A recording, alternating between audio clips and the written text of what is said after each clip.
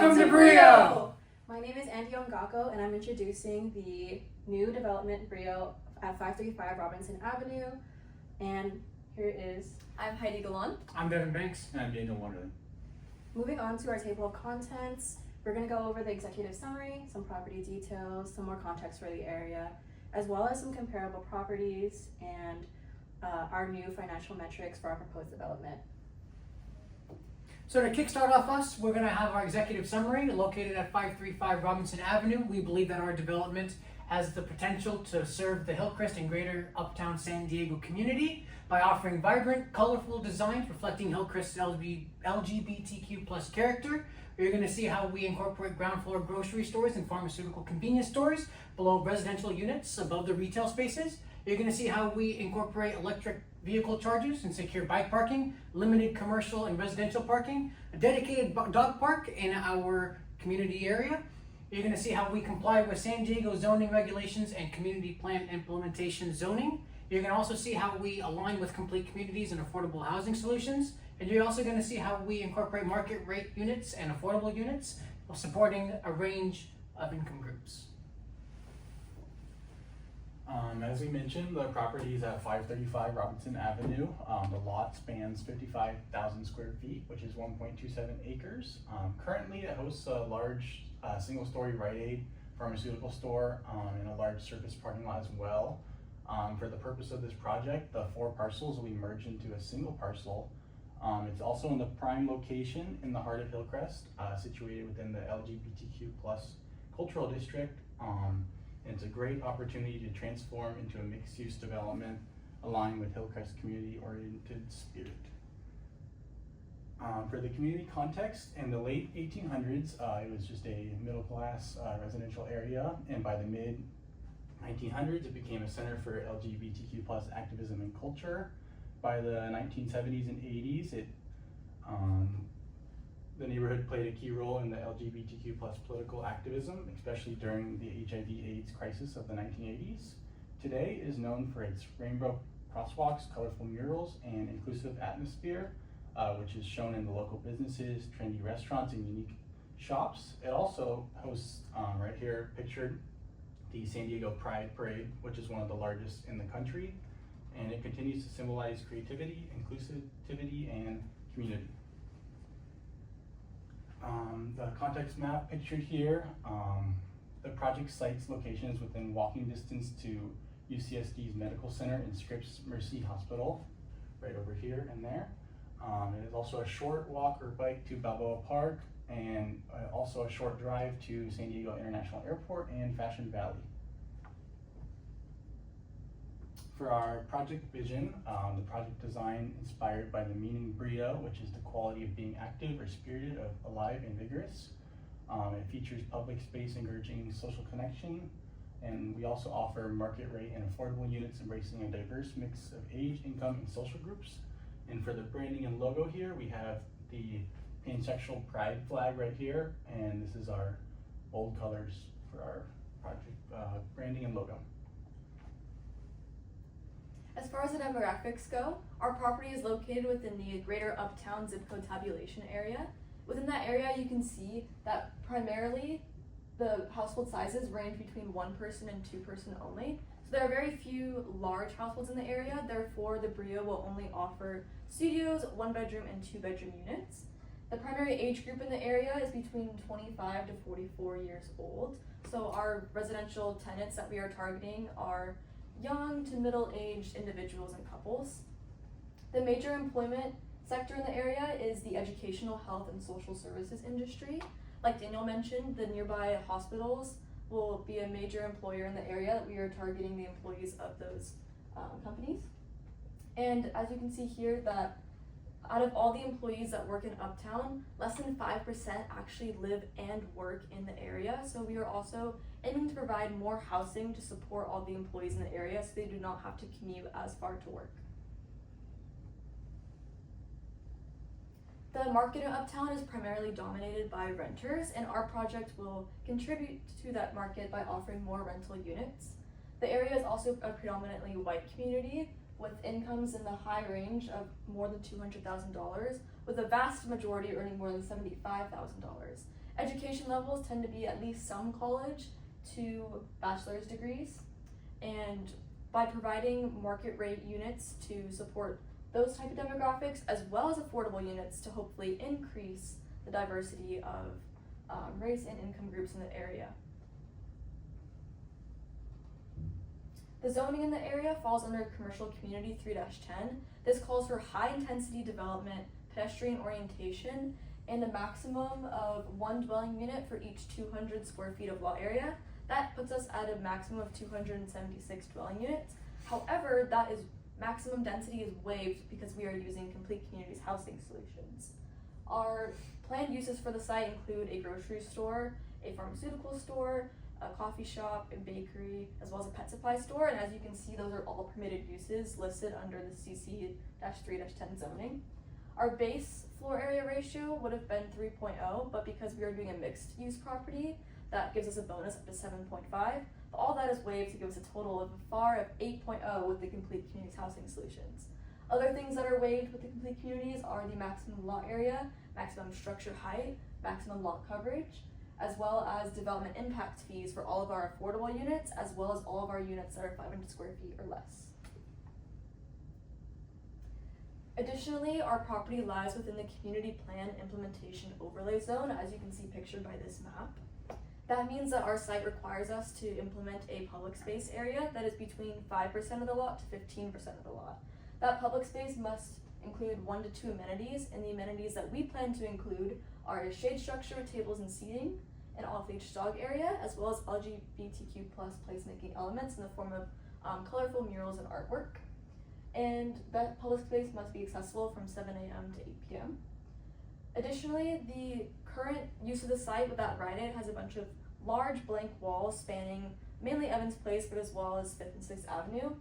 In order to make buildings in the area more visually appealing, the community plan calls for blank walls that don't have windows to include different materials, textures, colors, and murals, which we also plan to implement. Lastly, on 5th Avenue, the community plan is hoping to create a LGBTQ+ walking corridor. So we will implement part of this walking corridor on 5th Avenue next to our site by embedding rainbow tile work into the pavement, as well as including colorful seating and bike racks. So for the community surrounding Brio, we conducted a market analysis in Hillcrest, which is in the multifamily submarket. Here is a 2024 snapshot of a 10% absorption rate, a 6.8% vacancy rate, and an average rent rate of $2,500 for a studio per month, for a 1-bed, $2,700, and for a 2-bed, $3,300 per month. And also, continuing on for a 10-year period, we analyzed the annual vacancy rates, where we have found that pre-pandemic it had spiked, but now it has a lower trend of 5% onward, and the annual rent per square foot has increased to around $4 a square foot in 2024 average in that area. As well as more analysis considering the market rates, we saw that usually people rented for around $2,800 monthly, and the annual total inventory has increased, which after 2018. Next, we also found that the absorption had peaked levels post-pandemic and has stabilized. For the retail that will be located at the bottom floor of our development, we found that vacancy rates have sharply declined in the most recent years, indicating an increased demand for retail in the area. And in the overall triple net rents of the market, we found a newly recovering market in the recent years. As well as the annual inventory square footage has found a new equilibrium and stabilization, which indicates there is a need for targeted retail investments, such as our specific uses indicated earlier. And as well as the annual absorption rate has skyrocketed in the recent year in 2024, and which indicates a sustained future demand for new developments such as ours. And here are some comparable properties They're located in this market area of Uptown and Hillcrest down here. We would like to name the EVOC, who has a very similar unit mix of studios, 1 beds and 2 beds, and they have a very low vacancy rate of 1%. As well as the Nash, that also has a very similar rent per square foot of around $5 per square foot. And some other developments that surround our property, such as the Denizen and the Mode, also have a similar $5 a square foot rent for these properties. Yeah, so now based on our development program, like we said, that we really wanted to make sure that this development was very inclusive with the area. So we wanted to offer as many different types of housing and market and unit mixes, but we also wanted to make sure that we included as many income levels as well too. So as you see here, we have our market rate residential, we have our affordable residential, and also we have our retail rents as well too. For our market rate residential, our studios go for about $2,500. Our 1 bedrooms go for about $3,100, and our 2 bedrooms go for about $4,000. But then for our affordable residential, which makes up for about 40% of our project, our studios go for about $1,809. Our 1 bedrooms go for about just north of $2,000, and our 2 bedrooms go for about $2,325. For our grocery store, we're going to be charging about $65,000. For our local pet supply store, we're going to be charging about $15,000. For our urban format pharmacy, about $13,000. For our local chain bakery, it's going to be about $13,000, and our local coffee shop about $6,500. For our parking, now because like what Heidi mentioned about our complete communities, we're not required to build parking. However, we are going to include parking as a fee, or as a premium, sorry. So we're going to add our residential at our 0.45 parking ratio. It's all going to be subterranean, and each parking spot is going to cost $300 a year. For our retail, to help us with our absorption to get in a good grocery store, we're going to offer 56 spaces, and it's going to be about a 0.46 parking ratio, and that's going to be ground level garage, mainly just to help with the flow of traffic in the area. And for the first hour, parking is going to be free, but for every other hour than that, it's going to be $15 an hour. Like we kind of mentioned, we wanted limited retail parking. It will be provided, obviously, and our Brio will encourage more sustainable means of transportation by providing bike racks, secure bike lanes, electrical vehicle chargers, and a bench and shaded structure for the bus stop on 5th Avenue that we have. Some more on our retail tenant profiles. We wanted to have a Hillcrest grocery mart that will advocate for a 15-minute neighborhood. So it'll offer jobs as well as local food access, and it could be sustainable and high end. Moving on, we also want to have a small artisanal bakery, which could be local or national chain, for example, Hans and Harriet to La Jour. That prioritizes the community vibe and place to gather, as well as to cater to our dog park and our pet loving neighborhood. We have a pet goods store, which will be a local boutique. And it'll be a combined use for that, and as well as a coffee house and cafe, art gallery, which could be locally owned, and it could support our cultural identity as a place for the people to gather in the neighborhood. And lastly, to replace the Rite Aid that is currently there, we can also introduce a new convenience and pharmaceutical wellness store that still focuses on health and wellness of the residents in this area. And yeah. So now going on to our community benefits, we, in the Uptown Community Plan, it requires each new development to give a minimum of 5% of the lot area to public space. We wanted to include 8,000 square feet, so it's about a 14.5% of our lot area. We figured that might be better for the community, clearly. And so we're going to be offering tables, seating, shade cover, green space, LGBTQ plus placemaking art, and a 2,000 square foot off-the-leash dog park. Because when we were there and when we were interviewing some of the neighbors and some of the residents in Hillcrest, they didn't have a dog park, and they thought, and a lot of the owners, and a lot of the residents, are dog owners. So we figured that might be a nice touch for the area. And also, we're not building just for us, we're building for the entire area. So if the whole area thinks that it's a benefit, then I think it's our job as developers to include that into our development.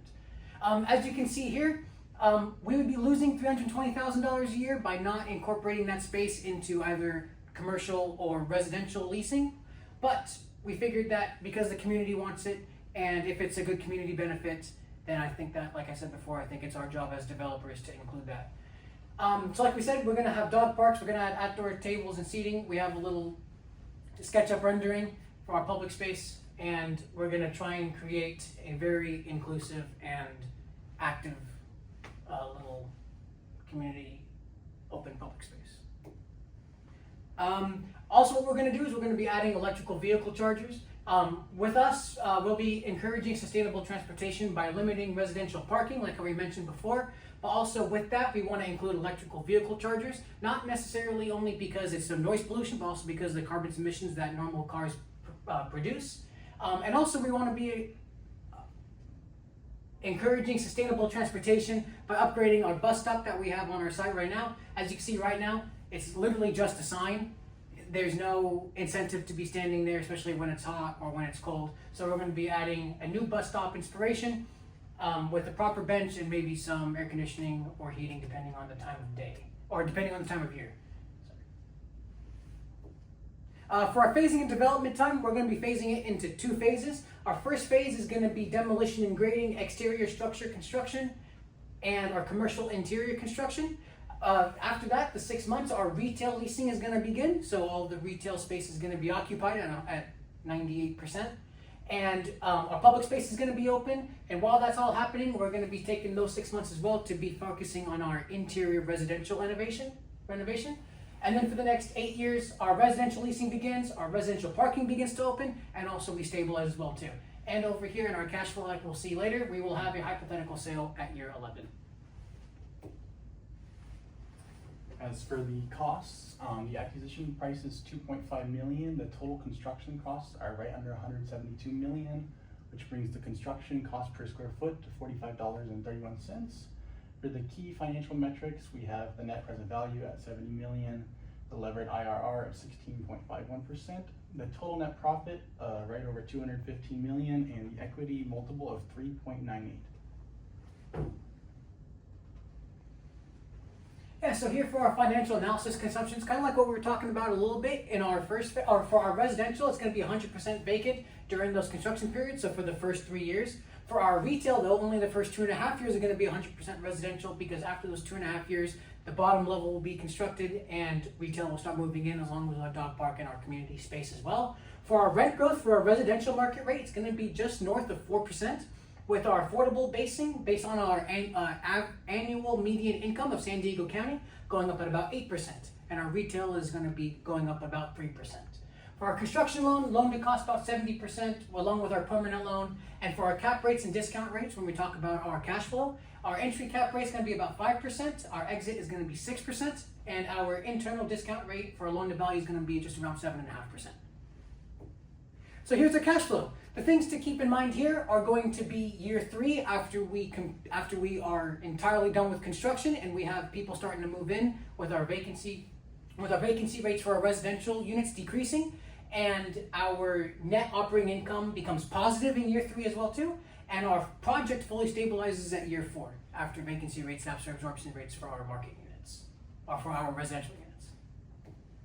For part 2, also here to kind of keep in mind too, our sale in year 11 is going to be just north of $368 million based off of an 11-year property value at 6% exit cap rate, and our final levered cash flow of about $245 million.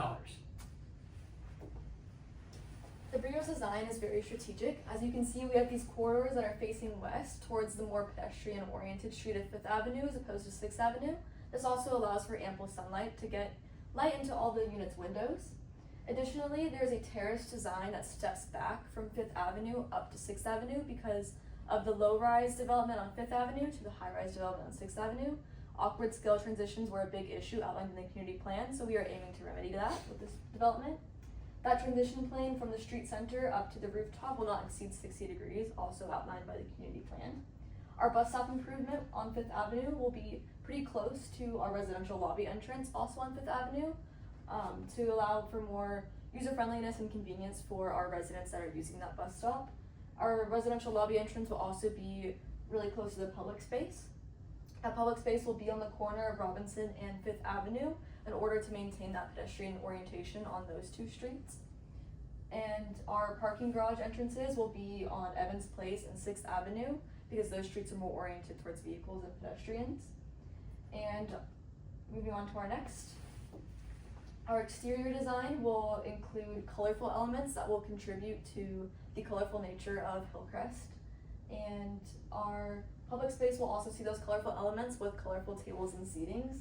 That same furniture will be seen up on our rooftop pool deck, which will be on that southwest corner in order to maximize sun exposure at all times of the day.